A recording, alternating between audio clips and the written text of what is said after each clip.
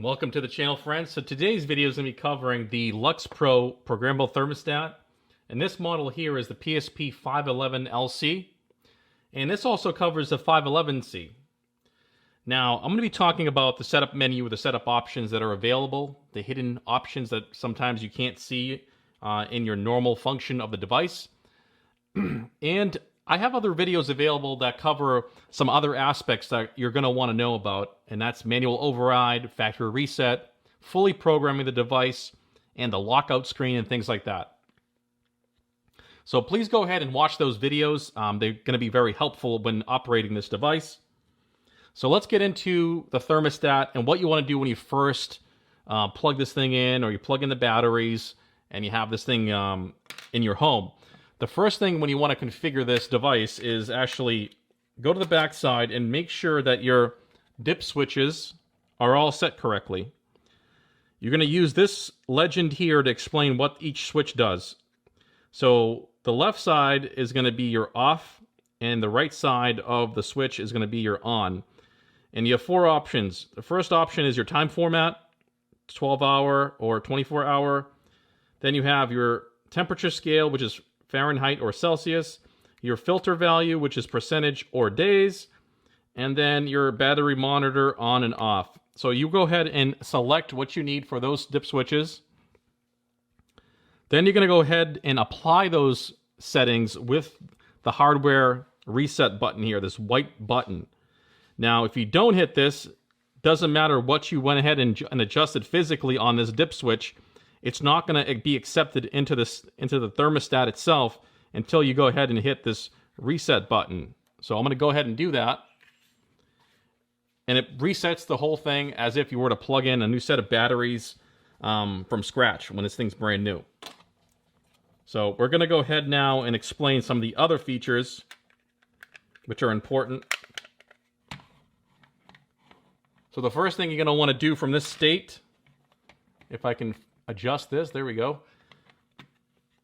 Go set this speed dial to the set day time, and go ahead and adjust your time using the up and down arrow, and hit the next button to cycle through the next input, which is the time.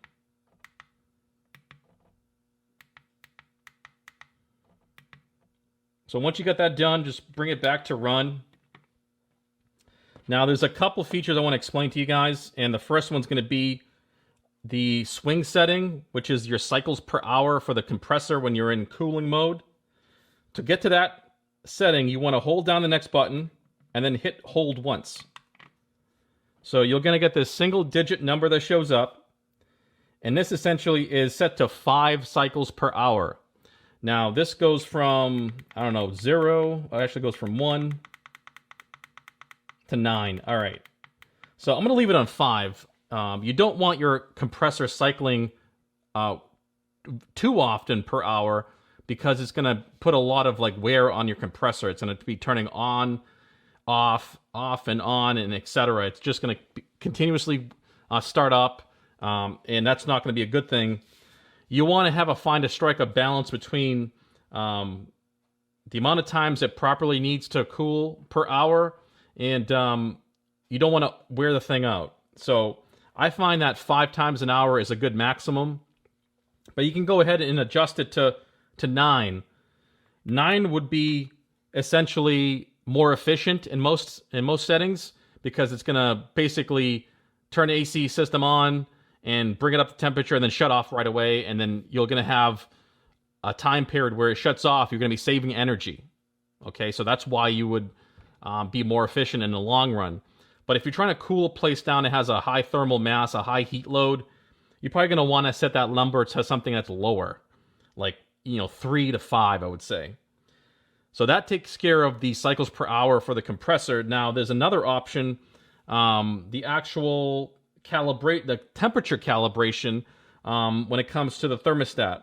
So if you hold down the up and down arrow while this is in the off position, so it has to be in the off position for all this. But anyways, hold down the up and down arrow, and now you get this value here. You have the option of going -5 degrees and +5 degrees. Now, the reason why you would want to adjust this up or down is to match other thermostats in your home. So if this is the only thermostat, you probably don't need to adjust it. But if you had other thermostats in the house next to this one, you might want to adjust this to offset manually to reflect what the other one says. So the actual ambient temperature. So you're affecting the sensor itself, the temperature sensor. So when you do that, you go into manually kind of adjust that and calibrate it. That's one nice little option this Lux Pro has. I don't know how really useful it is. I've never had to use a manual offset for the temperature itself, but that's there for you guys to use. One other thing I want to go over is how to lock out the screen, which I cover in another video, but I'll cover it right now. It's really simple. So you would hit the next button 3 times and then hit hold once. That gives you a lock right there on the screen. So they can't pretty much do anything with this thermostat until you come in and do the same sequence. So next 3 times and hold once. And there it goes. It unlocks the screen for you and you can continue doing what you want to do. All right, one last thing I want to cover is going to be the air filter. So when you switch this speed dial over to air filter, you're going to have a couple options. Now, it's going to say 90 days left, and then if you hit the next button, it's going to give you the limit. You can adjust your limit to how many days you want, up to 365 or off. So we're going to go back to 90 days limit. This will basically give you a reminder to change your air filter. Now, this right here can be reset. So if you have, say, 85 days left and you just cleaned your filter and want to reset it, go ahead and hit the up and down arrow together. And if that said 85, it would be reset to 90. So since it says 90, it's not going to reset. But that there is how you check out and reset all your filter settings. It's very simple. But there it is. You can set this back to run, and now you're good to go. So that there is the setup options covering the thermostat. Actually, there's one more. I forgot to mention this here. So here we have a dip switch, this green jumper. Now, on the left side it says electric, and then on the right side it says gas. Now, if you have a gas or oil, you want to have it on the right side. If you have electric or heat pump, you're going to want it on the left side. This is also very important and also covered in the manual, depending on the configuration of your system. But that there covers all of the setup and configuration of this thermostat. Please check out my other videos. Goes over, like I said, all the other options and functioning of the thermostat: manual override, factory reset, 7-day programming, and the manual lockout and resetting of the device. So I really hope you guys enjoyed the video.